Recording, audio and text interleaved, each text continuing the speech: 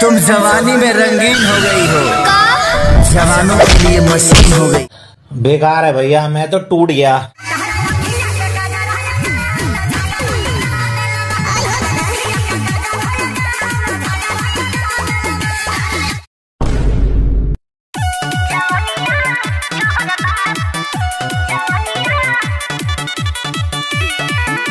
तो नमस्ते प्रणाम, कैसन बने आप सभी। और आप सबके छोटा भाई अमित और आपके चैनल पर वो सबके चैनल पर स्वागत करता तहे दिल से।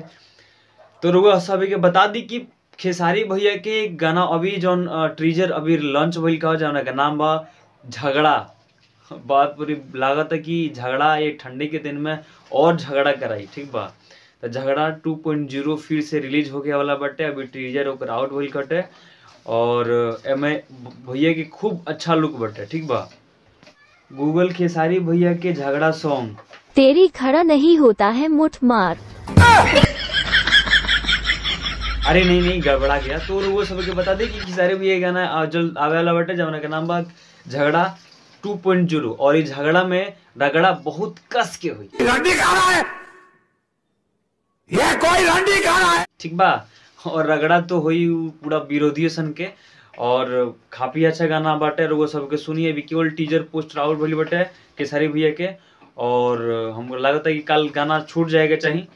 और आशा करता नहीं कि गाना फिर से रुआ लोग फिर से गाना के खेसारी भैया के ट्रेंडिंग सेक्शन में 1 में ला देवक बटे और नंबर 1 पर ला देवक बा, ठीक है। रुआ लोग की अगर दया रही नू तो खेसारी भैया हमेशा ट्रेंडिंग 1 में चली, ठीक बा।